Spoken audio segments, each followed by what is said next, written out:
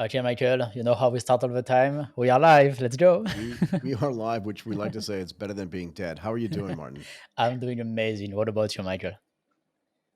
It was 35 degrees today. Hmm. I don't know how well that means I'm doing. It was just hot here. I'm sure it wasn't 35 degrees in New York where Kate is. I don't think so. No, weather was beautiful, actually. Yeah, I mean it's late April, right? It's real full-time spring, Kate. How are you doing, by the way? I'm doing well. Happy to be here. So we have Martin. Who do we have with us? Kait Stephens, a co-founder and CEO of Brij. Exactly. You understand what Brij is, right, Martin? Like if you mean a bridge between two cities or two roads, yes, I do know. Or if you mean the card game, I do know as well. Okay, that's good. I was afraid that the J could confuse you. No, that's okay. Fine, fine. Kate, thank you so much for doing this today. Where are you? You're in New York, yeah? Yes, I'm in New York City. Oh, I have not been to New York since 2010. I mean, like you alluded to, it's like the best weather here right now. So it's the nicest time to be in the city. And, over the weekend, the weather was gorgeous. So everyone was outside. Central Park was absolutely packed. You could barely see the grass because everyone was, doing a picnic. I just love is there a place in the world like Central Park? I mean, Martin's going to probably mention something in Paris, but I know it doesn't compare. I've been in both places. It's a pretty special place. I love it. Can we get some of your background before we jump into the main part of this conversation, just for some context, please? Sure. So I grew up outside of Philadelphia in New Jersey. I went to Georgetown undergrad in Washington, D.C. I started my career then after Georgetown in New York City, where I started in investment banking at Blackstone and then later moved into private equity, where I actually spent a lot of time covering retail and the future of retail. Realized quickly that investing wasn't a career that fulfilled me long term. Although there's a lot of parts that I enjoyed about it. And went to Harvard Business School in Boston, thinking about kind of making a career switch, which is, post HBS is, when I started Bridge. Were you always thinking about being an entrepreneur? In other words, did you go into investment banking and private equity to figure out like how businesses really ran and grew, or were you kind of like an accidental entrepreneur? You know what? I would say that I didn't know 100% that I was going to be an entrepreneur. However, I definitely had like strong influences in my life. And then the more I spent time in the corporate world, the more I knew that I wanted to be an entrepreneur and that it wasn't for me. So I feel like I went into investment banking and private equity because it was a competitive, like highly desirable career, a good learning opportunity, a good skill set to build. And, as I continued to move up, you look at your managers and you're like, do you want to be them? And I was like, Not really. I'm not excited about kind of that next step." And then, also growing up, my dad was a serial entrepreneur, so I was definitely exposed to entrepreneurship my entire life, and that like absolutely had an influence on me. I saw just, the flexibility that you could have, the autonomy that you had in running your own company. When I used to, ask my dad about why he like enjoyed being an entrepreneur, he was just like, I couldn't deal with the bureaucratic like crap, for lack of a better word. And he was like, so I just, left and did it myself. And I can completely relate to that. One of the really fun things about being an entrepreneur is that you are moving so quickly instead of, all this red tape and kind of working for kind of more of a corporate type of an environment. When I was growing up, I didn't even think about it, but my grandfather ran his own business. My uncle, who's my father's brother, ran his own business. And actually, his wife's family ran their own business. And at the end of the day, my dad, you said you couldn't, or your father couldn't put up with the bureaucratic crap. And I think it was reversed for my dad. I don't think the bureaucracy could put up with him in a way. But at the end of the day, he went out and started his own company, but I never really thought about it. Like, I just went into the corporate world, Morgan Stanley, Goldman Sachs. I did that for like 20 something years. And then I realized there's a reason why I don't want to be my boss. And I always say this, it took me a lot longer to figure it out than it did for you. But I think at the end of the day, we ended up in the same place. Did you also start a company? And was there something like in the water at Harvard? Do you know what I mean? That accelerates this idea of we should not go get a job, but we should make a job for ourselves. Do you know what I mean? Yeah. So, I purposely went into Harvard, knowing that I wanted to come out an entrepreneur. So I was spending all of my time and energy thinking about, what that would look like and, how I would, end up executing on being an entrepreneur. That's not necessarily the case for everyone who goes there.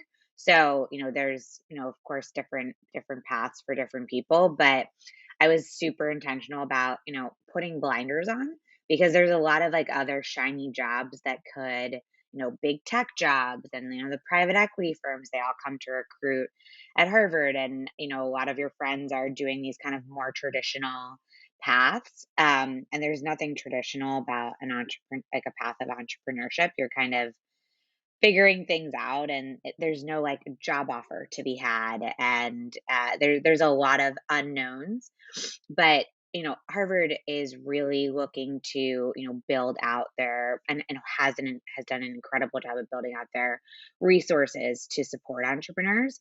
So I made it a huge priority of mine while there to leverage those resources and really focus on using the time that I had not in a full-time role to be exploring entrepreneurship in that like environment. Does it, and again, I didn't go to business school, right? So I don't know this for a fact, but does it give you a bit of educational freedom when you're there if you know you want to be an entrepreneur, right? So you're not specifically targeting going to a consulting company or going back into private equity or going into investment banking or trying to get a job at Goldman Sachs. Are there things you can do or courses you can take and stuff you can study that just makes it easier for you to be an entrepreneur as opposed to going back into corporate life? Definitely. So the way that HBS specifically is set up is that first year there's like a lot less flexibility on your classes. It's called required curriculum. Second year, you choose all of your own classes. So every entrepreneurial class that existed, I took, including some that like you literally work on a company as part of the class. And it's like, tactically how to build that company, how to build, a tech product in a tactical way. So that's, the classes. But, where your freedom is, even more supported there while at school is in your extracurriculars. So there's a lot of, there are clubs that are specifically related, or like student organizations that are specifically related to different topics. And then, more specifically in entrepreneurship, they had the new venture competition. They had this program called Startup Boot Camp, which was a January term class that was, entirely optional. You basically came back to school 2 weeks early to, work on a company. That is actually how I met my co-founder that I'm working with right now. We work together in Startup Boot Camp. So there's a lot of those, call it extracurriculars or extra classes outside of, what your normal required class load is, where you can really explore entrepreneurship. And so did you start a company when you were at Harvard as well? I did. So I did start a company while I was at Harvard. Yes. It was called Found. Found. Um, and it was a company that helped return lost items using QR codes. So yeah, the idea actually came from I had lost my wedding band while I was at school and had no way of like finding it, Is or it even gone? if someone found it, which, I thought, was a likely scenario, they would have no Right. idea that it belonged to me. So that was kind of the problem set that yeah, we started that company around. But why QR codes? I find this really interesting. And tell me again, right? I told you earlier, I have not lived in the United States. I haven't even been in the US since 2010, 12 years ago. It's like a lifetime in the development of any kind of technology. But in Asia, QR codes are literally everywhere. I paid for my ride hailing thing this afternoon using a QR code on somebody else's phone. I just scanned it, paid them, walked out of the taxi kind of thing. But in the US, is it really prevalent already or not yet? So now it is. It had not been at the time that I was, like starting this company. So, um, I graduated in May of 2020 into the pandemic, which the pandemic across multiple different industries completely changed consumer behavior. Whether you're thinking about, the burst and growth of e-commerce or QR codes. So, Michael, as you mentioned, QR codes are not a new technology, and in Asia they have been, it's been a predominant technology. I think it's something like 80% of all payments are done via QR codes, which is like a staggering fact. Has not been the case in the US. Um, in 2017, Apple and Android incorporated QR code scanning directly into the phone, which removed the friction of scanning a QR code, because prior to that, you actually needed to download an app to scan a QR code. So that was a big consumer friction where, QR codes were big about 10 years ago, or, attempted to be big about 10 years ago, but that friction existed in a way that it never really caught on the consumer side. Fast forward to the pandemic, everyone is doing contactless, and QR codes came back. Restaurants were using QR codes as a way to replace physical menus, so you're not, touching those physical menus. And that was a forcing function around the consumer behavior. Everyone learned how easy it was to use a QR code as a consumer and was forced to do so. There was no option. If they wanted to read the menu, they had to scan the QR code. And what happened was it was now a new learned consumer behavior. So it became this entirely new consumer behavior that did not exist in the US before. And now it's completely ubiquitous. I would say, everyone, if not, over 90% of people in the US know how to scan a QR code, and are doing so on a daily, if not weekly basis, given the current prevalence of QR codes. So what happened to Found, right? So this idea for Found was I lose my wedding band, I lose my jacket, I lose my backpack, whatever. But how do you get a QR code on something as small as a wedding band? For a backpack, it makes sense to me. But what was the idea around the wedding band? And then how did that transition into Bridge? Yeah. So even though the idea came around a wedding band, my solution at first, at least, where we started, did not actually solve my problem of the wedding band. The idea was that, like, as technology advanced, with NFC and RFID, that could, also solve that problem. So found, Zach is my co-founder that I met at HBS, like started and launched this company, and had a working product. We're returning lost items for our classmates across the world as they were traveling. What happened was, the problem and the solution was focused on, or the solution was focused on a problem around losing things outside of the home. When everyone went into isolation in the pandemic, you weren't losing things outside the home. So, like, the business screeched to a halt overnight. Similarly, on our kind of go to market plan, we were planning on doing, our like debut was like outside of school was going to be at South by Southwest, this big like tech conference um, in Austin, and it like that was canceled. So there's like all these just it just didn't make sense at the time, and so spent early days of isolation trying to think about how to revive it, but it was pretty clear that idea probably didn't make sense in the pandemic world. And so instead of trying to continue to make it work, I spent time thinking about some of the underlying learnings that we had like from Found, one of which it was around a brand and their ability to know their customer. So our broader um, kind of the broader application and go to market for found was that the QR codes or whatever the technology could be incorporated in physical products in a way that brands could help collect data while giving this benefit to the end consumer. So spent more time, digging into that pain point for brands.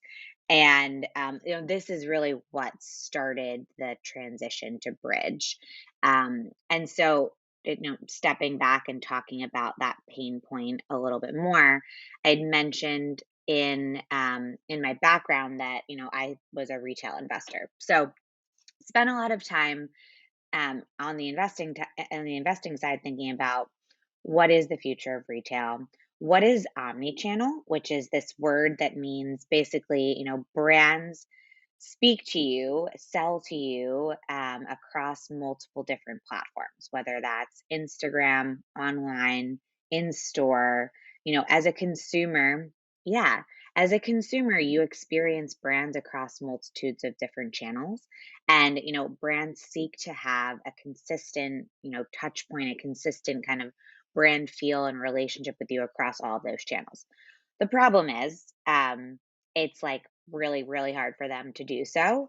The way that the current like retail environment is set up is such that a brand can have their direct to consumer channel where they really own you as a customer and can control their brand image, they control their messaging, they can really like paint their brand story and then also have that direct relationship with you. But for many brands, if not, most brands, they also sell through other channels that are disintermediated. So, think retail channels, like grocery or, department stores. And when they sell, that's called wholesale for a lot of these brands. When brands sell through wholesale, it is literally a black box on who their customers are. So they may know, what products get sold, but they have no idea to whom those products get sold. And this creates just like an inability for those brands to really get to know who that end customer is. And then, to then facilitate that dialogue.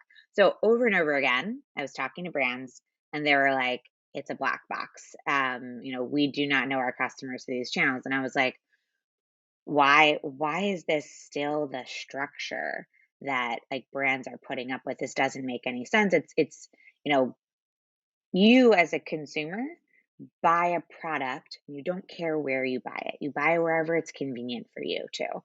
So, if you buy, a Nike product and you buy it from a store that, Dick's Sporting Goods versus you buy it directly from Nike's website, you really don't care. You still identify with that product that you purchased. So there's a huge like juxtaposition between how you as a consumer view your purchase and view a brand and the level of information that a brand has depending on where you buy that item. So like in stark contrast like to the consumer not caring, the brand cares a lot about where you buy that product because, depending on where you buy it, they may or may not know who you are. A lot of different kind of variables that come into play. But so how does the QR code disintermediate that? And just to give you some context for me, I remember it must have been in the 90s, so a while ago, right? A brand like Ralph Lauren wanted to get a better idea of what its customers were doing. They took their clothing out of Macy's and Bloomingdale's back in the day and just said, we're going to open up a flagship store on Madison Avenue. So that people, and it was also for the brand experience as well, right? We don't want people to go into a store where there are other things to distract from their attention, but also to make sure that the sales experience was better too. But also if you walked into their store back then you could fill out a card and maybe they would get your credit card information too. So I understand this as a concept. What does the QR code do from an engagement standpoint for a brand, whether it's Nike or Coca-Cola or, Swatch? Like, how does it actually work? And then how does it build that engagement? How do they get data from that as well? Mhm. So the idea is that the QR code would be on the product itself. So, for a CPG brand like Coke, it's very easy to just print that QR code on a product label. Or it could be, in a simpler way, part of the unboxing experience. So, on a product insert that has that QR code on it. There would be then a call to action. So, something that the brand is messaging to the consumer that is effectively saying, hey, this QR code is for you. There's a benefit of you scanning it. So, call to action, it could be around, brand content. It could be around, a discount, like easy reorder. It really depends on kind of what makes sense for the brand. But basically, telling, if you think about maybe like a blender or durable good product, it's like, register your warranty and, view product care instructions. So those are all, types of calls to action, which are extremely important because the consumer needs to know that it's relevant to them to scan the QR code. And then when the consumer scans the QR code, this is when some of the data transfer occurs. So consumer needs to opt in to providing their information, but effectively the brand provides a benefit via the QR code. So, Bridge builds individual web pages that are it's actually there, it's a web app. So it looks and feels kind of like an app to the consumer, but they do not need to download an app. And so there's these individual pages that are hosted and really customized to that QR code scanning experience, where the consumer can, interact with that brand specific content and then, opt in with, single sign on capabilities to providing their data to the brand. So what the brand gets on the back end is they know exactly who their customer is. They know what product that customer has purchased. And so now they get some of the same data that they're getting from their D2C site across, whatever channel that consumer has purchased the product from. And that's extremely, extremely powerful to them because that would, otherwise been a black box. Right. So what happens? So does Bridge just provide kind of a white label system to every brand that you work with? So the Bridge itself is not gathering the data, but that data then gets siloed for each one of these brands on their own? So, yeah, I mean, I wouldn't say it's entirely white labeled. We do have the ability to white label the software, especially for enterprise brands. However, I would call it more like a powered by Bridge. Got it. Um, Okay. e- Experience where it's very much branded to that respective brand. But Yeah. yes, Bridge is helping facilitate basically the building of those web pages. So, you know, we have a no code builder that allows brands to build these pages in minutes to manage those pages. So, there's nothing that kind of reminds me that we're building a product that makes sense more than when I see broken QR code links. So if you've ever scanned a QR code and it's like, a dead link, that happens a ton. What brands are doing themselves most of the time is, maybe they're pointing a QR code to their website. Maybe they've, built some sort of landing page, but then they forget about it. Or, they add another QR code and those QR codes are still out in the world, but they're not managing those web pages in, at an easy way that they can Right. keep track of things. So we have the platform that allows brands to manage all of their pages in a simple format, all in one place. And then on top of that, analyze their data. So we're collecting their respective data on their behalf, connecting that to their existing ecosystems, and then also giving them the data and analytics to understand how this as a channel is performing for them. Is there a literacy issue here as well? We talk a lot on some of my other shows about financial literacy, insurance literacy, like whatever the conversation is, right? Ed tech literacy, it really doesn't matter. But if the brands themselves are not familiar, at least initially, with the QR codes, are they also not familiar with how to use and analyze that data? So is it up to you as Bridge to them walk them through, maybe on a constant basis, for like what that data actually means, right? I mean, having data and analyzing data is great, but unless you understand how to analyze it, it's kind of useless, no? Yeah, there's certainly an education component to our sales process. What I will say is early in starting this business, early in the pandemic, there was an education process even on why a brand should use a QR code. Now, I don't need to educate a brand on that. They're coming to us as we are planning to use QR codes and heard Bridge could help us optimize those experiences. So Yeah, now I'm educating the brands on how we can improve that experience. What are single sign-on capabilities, how that will, incrementally improve their signups and their, conversion. How having this optimized page is more tailored to their specific use case than if they were just pointing it to their website. So that's like where some of the education comes in now. To your point, Michael, on the data side, certainly brands don't know like what benchmarks are. So, right. we're helping provide them with their benchmarks. I would say the other, key element of education comes on just like the best practices around how to use the QR codes, the colors, the size, the call to actions, that are like best performing. So, we definitely are helping institutionalize some of that knowledge and education as we onboard our customers. So I've thought, and Martin and I talk about this a lot, right? That there's never been a better time to start a new brand, right? Right now, for sure. That don't you think though, right? And that if it's the right time to start a new brand, it also means that you're early on in the process of building your company. Is there a way for smaller brands to benefit and be more agile than larger brands to implement QR codes in a way that they might not have been able to do even just a few years ago because of the cost that may have been associated with building that technology infrastructure? So, certainly, like across the board, just like the ability for, as you mentioned, brands to set up different tech stack infrastructure is so much easier because Shopify exists, so they have their e-com infrastructure. There's basically across the tech stack solutions that exist for brands to leverage off the shelf, as opposed to building end to end their own tech stack. I think like Glossier is a good example of a brand that, at the time built their entire e-commerce infrastructure. A brand starting today doesn't need to do that. Right. Yeah, so similarly, we are part of the Shopify ecosystem. And so, I kind of referenced Shopify already. For those who aren't familiar, though, probably most of your listeners are, given kind of the e-commerce leaning. Shopify, facilitates the back end for brands to have e-commerce capabilities.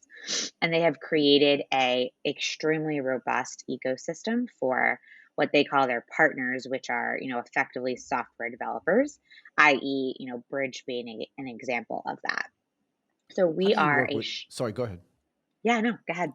I was gonna say, but how do you work with other tech partners? So Shopify is a really big company, right? That has tons of resources it's able to integrate. I'm presuming that there's some kind of API connection that allows people to use Bridge or something that's like an API. How do you work with smaller companies like Gives or Smarter, other companies that are also trying to operate inside the e-commerce ecosystem, but may not have the same level of resources that a company like Shopify has? Yeah. Good question. So, we share a lot of common infrastructure. So we are a Shopify app, and I believe Gives and Smarter are as well. So that, puts us in this similar category. We're selling to similar customers. Um, as it relates to, how we've specifically integrated with them. So it's really the customer who drives that relationship first. Once we find that we have overlapping customers or overlapping prospects that are asking us for these integrations.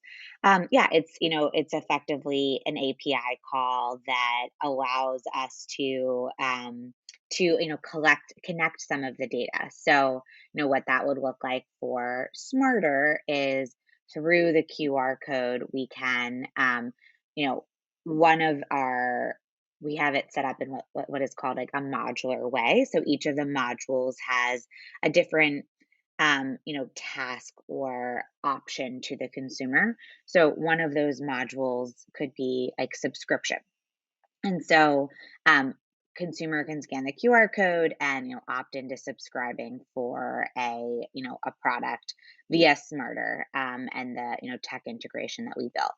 Similarly, for Gives, so Gives allows you to give a donation to charity, um, instead of, a discount. So one of the things that is kind of core to a QR code experience and maximizing engagement is giving the consumer a benefit for providing their data to the brand.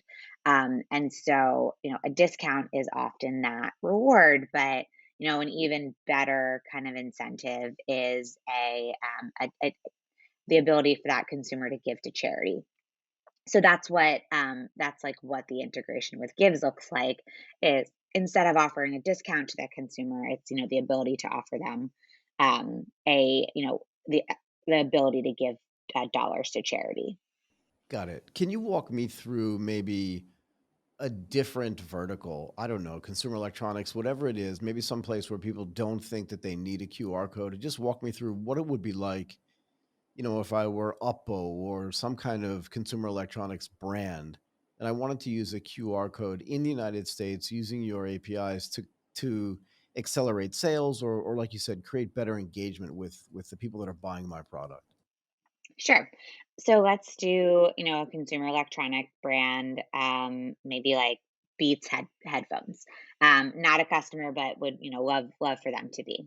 So the QR code, so, Beats, sells across multiple different channels. They sell, direct, they sell through retail. They probably sell through like marketplaces where they're losing their direct relationship with their customer.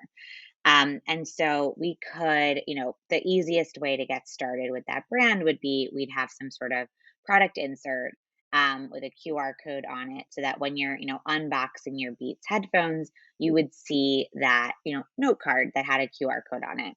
And so for headphones, you want those to last for a while. So, there's probably some sort of warranty associated with owning those headphones. So this is, with consumer electronics, registering a warranty is, typically the kind of value transfer that Bridge focuses on with the between the brand and the consumer. So, it would be you'd see the QR code and it would be like scan to register your warranty, or scan to activate your, 2-year warranty. And so when a consumer scans the QR code, it would, enable this warranty registration process that is really frictionless for the consumer. So all they need to do is opt in to providing, with their single sign-on capability. So effectively with one touch, they can opt into providing their data to the brand and then get all of this content, product setup instructions, how to tune your headphones, maybe like, some top playlists to listen to, versus the existing kind of product registration process, is super, super clunky and outdated. So I don't know if you've ever gotten one of those like cards that you fill out where it's like name, address, product number, like ID, and then you have to mail it via snail mail, which is just, absurdly outdated. That is, how you would register a product. So you're not going to get a great registration rate, from the customer, and customers aren't going to complete it because it's, super clunky and outdated. So we're making that existing product registration process that's super clunky and, old school, for lack of a better word, just more beautiful and frictionless for the consumer. And so the other aspect that we do, like outside of making it really easy for the consumer to provide their information, the QR code allows us to embed a lot of the information that the brand already has in the digital experience. So when the consumer is opting in, those two things are connected. So diving into what exactly I mean a bit further, I mean, we can go as detailed as serializing the QR code so that the brand knows the exact serial number that is connected to the exact consumer. And we could also have SKU specific information. So some of the product information that like a warranty card will ask you for, it's like, all right, what what's the name of your product?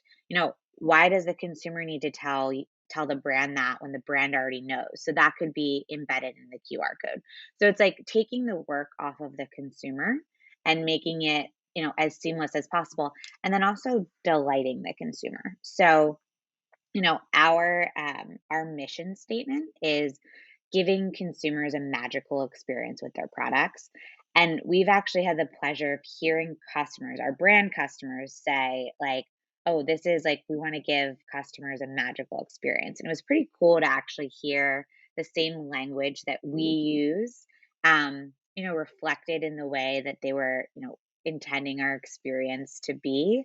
But it effectively allows the consumer to, be delighted when they scan that QR code because it's a very tailored experience. It's not this generic, it's not the company's website that, sells all of their products. It's their specific product, and, tailored to them. So it allows a brand to be, personalizing the, post purchase experience for their customers. Is there a way to integrate other experiences as well, right? So let's say I buy a product. The Beats headphones are a great example, right? Beats is a company that's owned by Apple. I can do my product registration and that's neat. Yeah, it's great. It helps everybody. The company gets data. They understand who I am. They understand the product that I've bought. But is there a way then to cross-sell in that QR code as well? Sign me up for Apple Music, or, if it's an airline, a discount to staying at Disneyland or something like that that really will delight a client that maybe hasn't been done yet, or even just send me to a TikTok page where people are dancing and having fun. Do you know what I mean? Like, are there other ways or other things you think about using the QR codes for that you haven't done yet? So we're doing all of those things already. We're cross-selling. So we have the ability make it really easy for brands to, sell accessories, to, upsell, cross-sell customers post purchase. So that's like, very low hanging fruit way that a brand can increase sales. And, they have this now customer in hand that has this product. They know they has this product. Here are the complementary products, to that one that person might be interested in buying. And then, you know, entertain your customers. So to your point on the TikTok video, we work with a brand called Skura Style. They sell sponges. So one of the things that one of the pieces of content that they provide to the customers is a cleaning playlist. So, they're selling a sponge. A cleaning playlist is like a cute, like it's a Spotify playlist that they link to, and that, is complementary to their product. So thinking about like content that is relevant to the product that the customer has and relevant to the consumer. Beauty products that we work with will often have, beauty tutorial videos, because like you get the makeup and then you need to know exactly how to apply it in the right way. So that becomes, content that is included in the QR code. So I mentioned this like briefly before, but the format that we use is this modular format, which basically allows, brands to have different like topical items in each module, embedded in a way that, it all lives in this one web page. So you're not clicking out to multiple links. So you see better optimization, but it allows the brand to, have multiple kind of post purchase journeys for this consumer. Is there a way to incentivize people through Web3 technology using QR codes to get people to first join a community, give them some kind of pro-social benefit, in the sense that to encourage them to do a certain behavior, which maybe includes some sort of tokenization, that through the QR code and building a community around a product or a brand then allows them to be part of that community and benefit as that community grows, but also as that brand continues to engage not just with them, but with other members of their community, sort of activated through that QR code, if that makes sense. Yeah, absolutely. So, Um, it's funny that you mentioned that because we've just had a couple of customers request features, specifically a very large customer that's like, we're looking to do this, NFT related project with QR codes with one of our partners. Can you facilitate this?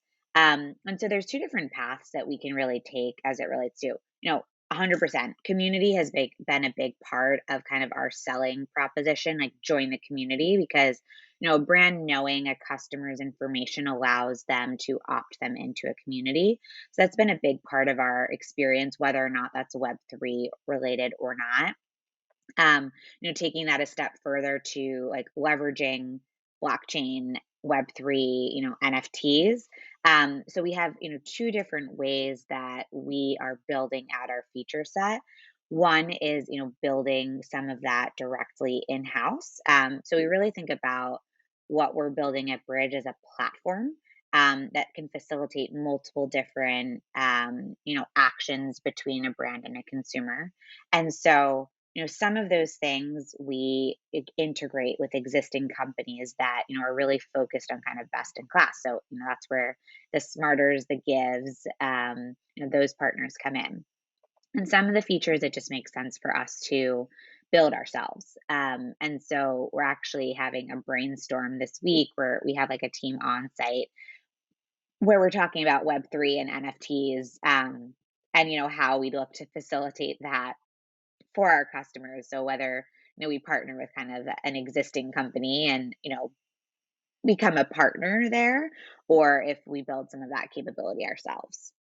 Yeah, I mean, one of the things that I look at, and I've been talking about this through some of my fintech podcasts, is if I become a member or if I become part of a community, whether it's a crypto community that at its core, or just a company that's using tokenization to give member benefits to people, whether it's in the real estate or even in the, in the makeup spaces or in the cosmetic spaces you mentioned earlier, the ownership of the token, because it's programmable, and now which I've received maybe through airdrop or through purchase as part of my QR code, right? Now gives me the ability to get those benefits and maybe connect directly, again, to companies like Smarter or to Gives, but also to other companies. And you're right. Do you build that internally, or do you go out and connect with someone that's already built some of that technology? This is the build or buy or kind of partner conundrum that we've always had in the tech world. I'd be really curious to find out how that goes, because I believe deeply that the entire world is going to get tokenized at some level. And because you're already connecting to people via the QR code, you could literally airdrop to them without them even knowing about it and give them benefits that they couldn't imagine, whether it's fractionalization of products, product sharing, product discounts, or any of the other benefits that you get through your tech platforms. It's just a really interesting conversation. Yeah. Totally agree. It's impossible to work in tech and be ignoring kind of the Web3 Right. Because renaissance. otherwise you're like, just like, You'd be literally living under a rock if you weren't talking about like the applications to your company. I think And so. so, yeah, I mean, at a very, we've before, honestly, even like Web3, because I would say like in the last like 6 months to like 6 to 9 months, it's really taken off. Right. Even before that, we were thinking about the implications to Bridge and, our company, because they're, outside of, there's like very obvious like community benefits. A core to like some of the founding ideas around our product is giving a product an identity. Yeah. And that a unique, basically like through QR codes, you can, give a unique identity to a product, a serialization, whether that's for, authentication purposes or ownership purposes, to that end customer, like connecting a single product to a single individual. And so the NFT is like the digital representation of that ownership, but like, what connects that then to the physical product. So there's, so much that logically coincides with our business and giving that identity to a product and connecting, a digital identity to a physical identity. So yeah, the short story is like we're 100% thinking about like what the best execution for our business is. And yeah, there's a lot of overlap. So Yeah. you Good stuff. so you need to come back in 6 months and tell us what you decided. I absolutely will. I mean, honestly, I will know more in just a week, because we Oh, in just a literally week. have this week we have a 2-hour brainstorm discussion where we're like thinking through as a team how we're going to execute on this. Are there specific companies that, and I don't want to know who they are, but are there specific companies that you look at that are already building this back end tech that you're thinking about partnering with, if that makes sense? Or is the field just so wide open that that hasn't been decided yet? So there's absolutely companies in the ecosystem that I'm aware of that, would be the first that I would reach out to for partnership opportunities. However, like everyone is so early to your point that it's like, Yeah. is there an advantage of really, of partnering? I think like it comes down to like where we need to spend our like the opportunity cost of where we're spending our other time as well as like what we would need to do to kind of have the MVP of this product. Like if it's easy enough for us to create that MVP to, test and validate it with customers, then it might be easier for us to do ourselves than, go through integrating with a company that's still figuring out what they're doing. Right. Yeah. Because it's so early. Yeah, and this is interesting to me too. So you said before, like you're building a platform. And if you're taking your own platform and putting it on another platform, Shopify is the example that you gave. In reverse, you're also integrating people into your platform like Gives and Smarter, right? So they're sitting on top of you, and you're sitting on top of Shopify per se, right? But do you ever think about saying, wait a second, we want to be the platform? And this gets back to this idea of building your own technology to facilitate this Web3 integration, call it whatever you want, right? Or just the ability to mint NFTs on top. Do you think, wait a second, if we really want to be a platform business as opposed to a product business, right? And you've already mentioned this, maybe we actually need to go this alone, even if it's harder at first. Do you know what I mean?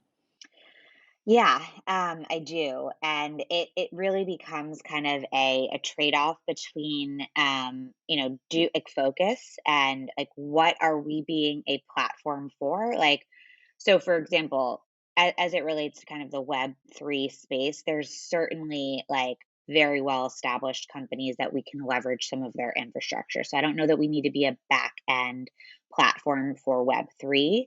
It becomes more of like the front end facilitation.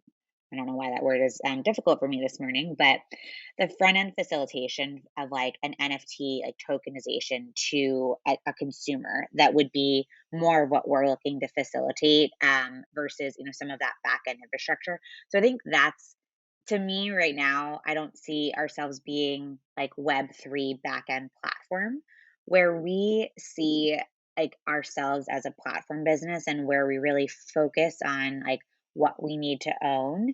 And so this is actually not something we've mentioned that we want to be a platform, but not something that we've talked about yet. Is we view the like new consumer behavior around QR codes as unlocking an entirely new channel for brands to connect with their customers. So, we view ourselves as the on product communication platform.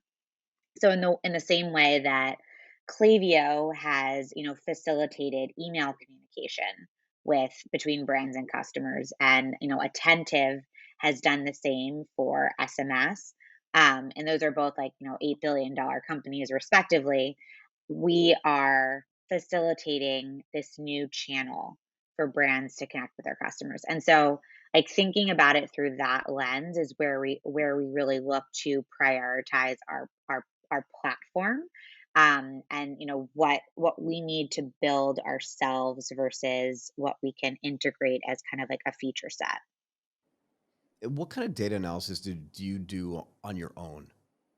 And let me ask the question more specifically. You're out there helping all the brands gather data, but at some level, you're gathering data on what they're doing as well, right? Maybe on some of their sales, not necessarily on who their clients are, because you're probably sandboxing that just for them. But you're gathering all the more clients you have, the more QR codes you publish and create, the more data you can gather as well. With all this data aggregation that you're doing, and then this data analysis skill set that you're building up, what else can your team use that data for on the product and platform building side to then, like you said, see the future of e-commerce and try to figure out what to build next, right? In other words, if you are going to be this on product platform, let me phrase it properly, on product communication platform, what other kind of communication can you or should you be facilitating as well based on the data that you're seeing? Yeah. Yeah. So I mean that still remains to be seen. It's absolutely something that we're thinking about every day as the data comes in and looking at different insights. But you know, the early, baby steps are where are customers spending their time on, like, on from a content perspective, from an engagement perspective. So, like, what is working, what is not, and that becomes like the lowest hanging fruit to what we can, like, provide value to our brand customers. And they can learn from, like, the post purchase experiences, because I think that this, like, area of post purchase is really, where we're focusing a lot of our time with brands, and is an area that they, frankly, need a lot of insights, and can continue to improve the customer experience. As we start to get more data, I think that you're right that the consumer side, effectively they're sandboxed for each brand, but there is also an aggregation of that consumer data that is pretty interesting to us. So we're never going to be selling individual consumers, data that ultimately. Um, but if you think about, anonymizing that, but across multiple brands, so Bridge starts to know at more scale that you, Michael, have like Beats headphones, and these are the four types of CPG beverages that you like. And this is how, frequently you repurchase. So we start to have some pretty interesting, like, aggregate um, consumer profile data that starts to paint a picture around, like, what that consumer is. And some of the insight that I'm particularly excited about there is on the personalization side. So I ultimately think what Bridge can do, across multiple different pieces of data, is, like, one, help brands personalize to that customer, but then, like, really, we talked about, like, surprise and delight the consumer when you have that, like, like, that data in a way that you can personalize communication to a customer. It's in a way that they actually want that personalization. It doesn't become, because there's nothing more annoying than getting an ad that is not relevant to you. And I'm not even talking about ads, but just, like, content, or products that are so hyper personalized, that in a way that you're, like, almost creeped out, because you're like, this computer knows me, and I was like, I didn't talk to my phone about this. Like, how does this know? And it's because we Right. start to build these algorithms around multiple different products that a consumer owns, that I think is pretty interesting. So can we go back to this idea of the post-purchase experience, right? And from both sides, because you're running a two-sided market here. And let's use Nike as the example because it's a brand everybody knows. So if we talk about it, we're not really advertising for it, right? I buy a pair of Nike running shoes. Nike can presume that I'm going to go running. But if I buy it at a department store, they have no idea who I am really after I buy it. And when I bring it home, like, I just vaporize completely, right? So if at the end of that year, and there's so many questions here, but if at the end of that year they have a sale on running gear or fanny packs or anything that has to do with working out, they have no idea where I am. And instead of giving it to kind of an aggregated end of year retailer, they could actually sell it to me at half price and make way more money than they would if they just gave it to somebody else. That's the first thing. But the second thing is, you said it opens up this kind of new realm of data and relationship that they have with the clients. So once they see, are they coming back to you and saying, "Oh, wait a second, we didn't realize that this is what was happening after they bought these products," and then seeing all that data consolidated, saying, maybe we need to change this or change that? Are you seeing those types of reactions and those type of insights, right? Because if you and I both buy the same type of product, right? You live in New York, I live in Bangkok. We could be using them in the same way. You have no way of knowing that before this. No? Absolutely. I mean, I think something that is particularly interesting to our customers is their D2C customer the same as their wholesale retail customer? And this is, the type of insight that they're able to see. So if brand knows their D2C customer, they know their name, they know their location, they have, like, general insights around their purchase behavior, but because they do not know their wholesale customer at all, they don't know, like, is that the same profile, or is this a completely different profile? And so, like, that becomes, like the lowest hanging fruit in terms of, like, what our brands are really excited about, because they want to ultimately, continue. Retailers are our friend. This is not like a faux relationship. Brands want to ultimately drive sell through at their retail channels. And what we can enable them to do is understand who their unique customer is at those different channels, in a way that allows them to position their product, to ultimately drive more sales, pre-purchase as well as post-purchase. And so one of the things that our product helps a brand do is this a net new customer, i.e. like from wholesale, they don't know like what wholesaler is it from, okay, what product is it, like who is that customer, like what's the insight and profile around that persona that is purchasing this product from those different channels. And then is that the same customer or is it a different customer than what purchases D2C? So we're tagging the customers in a way that they could see, okay, is my D2C customer also shopping through these channels, or is it is it an entirely different customer? And so that's really interesting to our brands.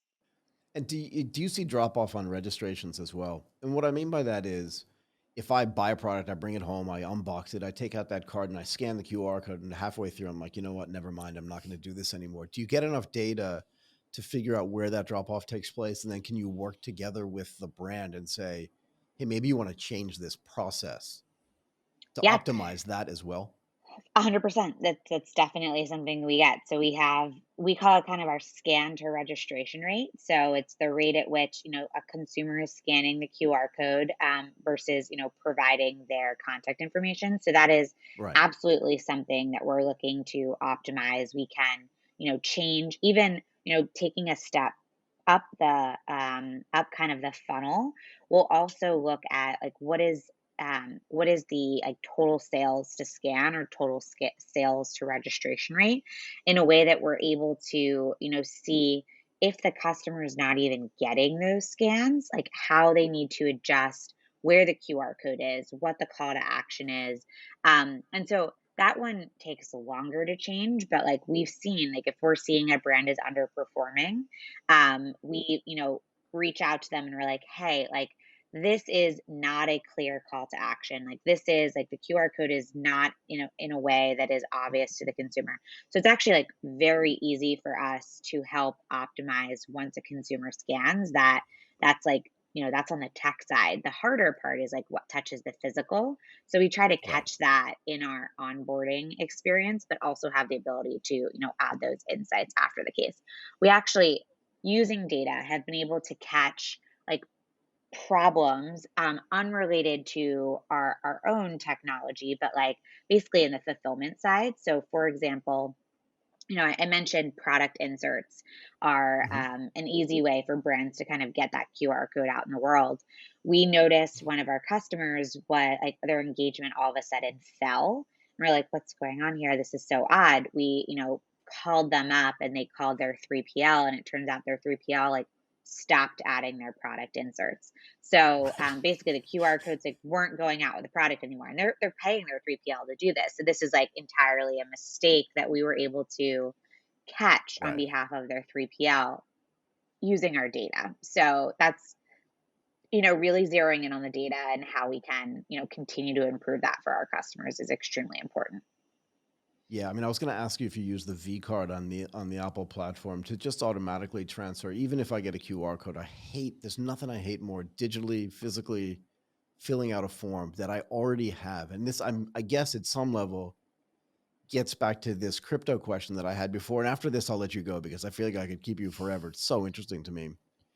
I talk a lot about self-sovereign identity, right? So I'm sure you know what this means, right? So I have this self-sovereign identity that I build and I put it into sort of a crypto wallet. And I have all this information about myself, including my health data, my banking data, all this data that sort of data companies want to have and they want to be able to use and they want to be able to sell my data. I'm not suggesting you're doing that at all at any level, right? But I want to be able to sell it and monetize it. Is there a way for then me to fill out the forms that you are inserting on the QR code via this self-sovereign data that I already have in a wallet somewhere? So I agree to share it. And if I do agree to share it digitally, do I then get a bigger benefit if I share more data or if I just share base data, if that makes sense? Yeah, really good question. I mean, so the short answer is like the data, like the shortcut of data capabilities that we have right now are through our single sign-on capabilities, Yep. or like from where your phone like saves your email and it automatically will upload, like just like the autofill. So Yep. like we don't have that self-sovereign data, fill out capabilities yet. Right. Um, Yeah, I mean, we are always looking for how we can make everything that we do one touch. So, Right. as low effort for the consumer as humanly possible.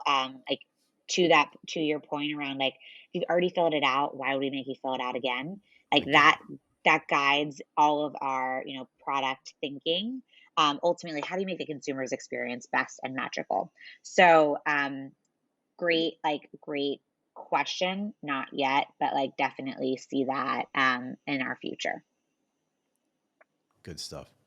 Martin, I feel like I've been asking all the questions. I'm sure I've been taking a whole bunch of stuff out of your mouth. You have been asking all the questions so far. You have been, but that's fine. That's fine. That's fine. I had a lot of technical questions that I think are way less interesting than yours.